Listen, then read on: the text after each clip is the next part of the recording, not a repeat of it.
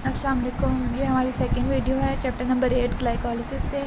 Last video में हमने transporters तक देखा है और जो नेक्स्ट वीडियो है उसके अंदर हम रिएक्शंस ऑफ ग्लाइकोलिसिस देखने लगे हैं। तो ग्लाइकोलिसिस से मैंने आपको बताया था कि ग्लूकोज को कन्वर्ट करना है इनटू द पायरूवेट। तो सबसे पहला रिएक्शन जो है वो क्या होगा, इसमें टोटल होते हैं 10 रिएक्शंस, जिसमें से जो 7 रिएक्शंस है वो रिवर्सिबल हैं और जो 3 रिएक्शंस हैं ये इरिवर्सिबल हैं और ये रेट लिमिटिंग भी होंगे और इनकी रेगुलेशन को भी हम स्टडी करेंगे। तो सबसे पहले क्या होता है, ये ग्लूकोज जो है वो कन्वर्ट होता है ग्लूकोज 6-फॉस्फेट में और इसके लिए जो एंजाइम है वो यहाँ पर ग्लूकोकाइनेज है, ये हेक्सोकाइनेज है। ठीक है, तो ग्लूकोज को हम ग्लूकोज 6-फॉस्फेट में कन्वर्ट कर लेते हैं, एक एटीपी देते हैं जो कि कन्वर्ट हो जाता है एडीपी में और ये जो फॉस्फोरस है इस पे लग जाता है। अब इस रिएक्शन की सिग्निफिकेंस ये है कि जो 6-फॉस्फेट है ना, इसके साथ जैसे हमारे पास ये ग्लूकोज होता है और इसके साथ हम एक चेन लगा देते हैं, तो जो ग्लूकोज 6-फॉस्फेट है ना इस सेल से बाहर नहीं जा सकता। अब ग्लूकोज को सबसे पहले हमने ट्रैप कर लिया, फिर उसके बाद हम उसको और रिएक्शंस के थ्रू पायरूवेट में कन्वर्ट करेंगे। सबसे पहले हमारी कोशिश थी कि जो ग्लूकोज सेल के अंदर आए बाहर ना चले जाए, तो ये क्या करता है कि सेल को ग्लूकोज को ट्रैप कर लेता है क्योंकि इस फॉस्फेट के ऊपर नेगेटिव चार्ज होता है और सेल मेम्ब्रेन जो है वो चार्ज पार्टिकल्स को बाहर नहीं जाने देती है।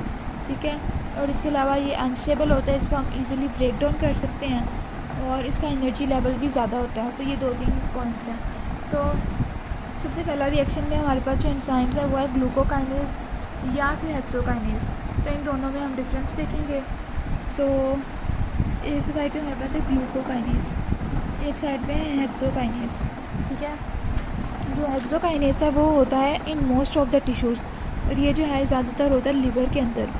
ठीक है, अब इसकी जो केम वैल्यू है वो वेरी लो है और एफिनिटी बहुत हाई है और वी मैक्सिमम जो है वो बहुत लो है और इस सब का जो है वो ऑपोजिट है। इसको मैं भी एक्सप्लेन करती हूँ कैसे। और वी मैक्सिमम जो है वो सॉरी हाई। अच्छा जी, हेक्सोकाइनेसिस की केएम वैल्यू बहुत कम है और एफिनिटी बहुत ज़्यादा है और ये ऑल टिश्यूज़ के अंदर होता है। इसका मतलब ये है कि इसको थोड़ा सा भी ग्लूकोज मिलेगा तो ये अपनी जो है ना वो सैचुरेट हो जाएगा, यानी इसकी एफिनिटी बहुत ज़्यादा है और ये टिश्यूज़ के अंदर होता है। टिश्यूज़ के अंदर जो हमारे पास ग्लूकोज तो इतनी ज़्यादा अमाउंट में नहीं ना होती, जितनी टिश्यूज़ को चाहिए होती है उतनी होती है। तो जितनी भी इसको ग्लूकोज मिलेगी, ठीक है, केएम वैल्यू कम होने की वजह से ये उसके साथ बाइंड होगा और सेल्स को ग्लूकोज प्रोवाइड करेगा। और वी मैक्सिमम कम होने का ये मतलब है कि ये थोड़ी सी ग्लूकोज को बाइंड कर सकता है। अगर इसकी वी मैक्सिमम बहुत ज़्यादा होती तो इसको जितनी ग्लूकोज मिलती है उसको बाइंड करता रहता तो जो है वो सेल्स की नीड से ज़्यादा तो नहीं ना देते, जितनी सेल्स को नीड है उतनी ही उसको सब्सटेंसेस प्रोवाइड की जाती हैं। अब जैसे ये ब्लड जो है वो डिफरेंट ऑर्गेनेली से गुजर रहा है, जिसको जितना चाहिए वो उसको मिलता जाता है, ब्लड आगे जाई जाता है। तो अगर इसकी वी मैक्सिमम बहुत ज़्यादा होती तो ये सारी ग्लूकोज अपने पास रख लेता है, चाहे इसे ज़रूरत होती चाहे ना होती। अब दूसरी तरफ ग्लूकोकाइनेज है, ये होता है लीवर के अंदर। लीवर के अंदर होता है तो लीवर के अंदर तो पोर्टल वेन के थ्रू इतना ज़्यादा ग्लूकोज आता है, जो भी हम खाते हैं सबसे पहले लीवर के अंदर जाता है, फिर लीवर से जो है वो एक्स्ट्रा स्टोर हो जाता है और जितना ज़रूरी होता है उतना ही जाता है टूवर्ड्स द ऑर्गेनेलीज। तो इसके अंदर एफिनिटी इसकी बहुत कम है, यानी कि अगर बहुत ज़्यादा ग्लूकोज होगा तभी ये उसको बाइंड करेगा।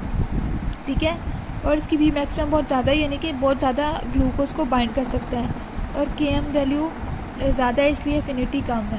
और इसको इस ग्राफ के थ्रू देखें, हेक्सोकाइनेज है, इसकी 0.1 है और इसकी जो है वो केएम काफ़ी ज़्यादा है। तो ये देखें यहाँ तक इसने जो है वो इतनी ज़्यादा ग्लूकोज को बाइंड कर लेता है, ये थोड़ी सी ग्लूकोज को लेता है और सैचुरेट हो जाता है। तो अगर ये बहुत ज़्यादा ग्लूकोज को ले सकता तो ये टिश्यूज़ के अंदर सारी ग्लूकोज ले लेता और बाकी टिश्यूज़ को मिलती ना, तो जितनी टिश्यूज़ को ज़रूरत है उससे ज़्यादा नहीं ले सकता ये। तो ये हेक्सोकाइनेसिस 1, 2, 3 होते हैं और हेक्सोकाइनेस 4 है, उसको हम कहते हैं ग्लूकोकाइनेस, और जो 1, 2, 3 है वो दूसरे होते हैं। और फिर इनकी काइनेटिक्स बताई हुई है और उसके बाद रेगुलेशन होती है बाय फ्रुक्टोज 6 फॉस्फेट और ग्लूकोज। इसको यहाँ से देखें, ये हमारे पास है एक न्यूक्लियस। न्यूक्लियस के अंदर होते हैं glucokinase regulatory protein. Glucokinase regulatory protein के साथ ग्लूकोकाइनेज जो है वो पड़ा होता है, यानी इसको बाइंड करके रखा होता है, और जब इसकी ज़रूरत होती है तो ये निकलता है सेल से। अब इसको पॉजिटिवली कौन रेगुलेट करेगा और नेगेटिवली कौन करेगा? ये देखें, ये ग्लूकोज है, ये ग्लूकोज 6 फॉस्फेट में कन्वर्ट हुआ, ठीक है, और इसके लिए हमें क्या चाहिए? ग्लूकोकाइनेज चाहिए।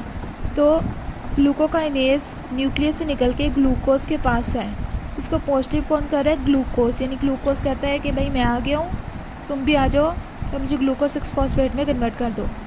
ये ग्लूकोज 6 फॉस्फेट कन्वर्ट हो जाता है फ्रुक्टोज 6 फॉस्फेट में, तो फ्रुक्टोज 6 फॉस्फेट बन के इसको इस स्टेप को पॉजिटिव करता है कि ग्लूकोकाइनेज जो है वो वापस जाए। तो वो कहता है कि अब तुम्हारा काम हो गया, अब तुम वापस जाओ। तो ये ग्लूकोकाइनेज रेगुलेटरी प्रोटीन ने इसको पकड़ के रखा होता है। जब ग्लूकोज ज़्यादा होती है तो इसको स्टिमुलस मिलता है और ग्लूकोकाइनेज रेगुलेटरी प्रोटीन इसको रिलीज़ कर देता है और ये चला जाता है। फिर जब इसका काम ख़त्म हो जाता है, फ्रुक्टोज 6 फॉस्फेट बन जाता है। इसका काम तो ग्लूकोज को ग्लूकोज 6 फॉस्फेट में कन्वर्ट करना है ना, लेकिन ये इसका आइसोमर है, ये इसमें कन्वर्ट हो जाता है। तो इसको कहता है कि भाई अब तुम छुट्टी करो और वापस जाओ। तो ये लिखा हुआ है। उसके बाद है आइसोमराइजेशन ऑफ ग्लूकोज 6 फॉस्फेट। तो ये ग्लूकोज 6 फॉस्फेट जो है वो कन्वर्ट हो जाती है फ्रुक्टोज 6 फॉस्फेट में। ये रिवर्सिबल स्टेप है, इसकी कोई रेगुलेशन वगैरह भी नहीं है। और इसमें जो एंजाइम है वो है फॉस्फोग्लूको, ये देखें फॉस्फोग्लूको आइसोमरेज, ठीक है। इसके बाद क्या होता है? फ्रुक्टोज 6 फॉस्फेट कन्वर्ट होता है फ्रुक्टोज 1,6 बिसफॉस्फेट में। और उसके जो है वो बहुत ज़्यादा इंपॉर्टेंट उसकी रेगुलेशन है, और वो सबसे ज़्यादा रेट लिमिटिंग स्टेप है, और उसकी रेगुलेशन भी बहुत ज़्यादा इंपॉर्टेंट है। तो इसलिए मैं इसको नेक्स्ट वीडियो में बताती हूँ।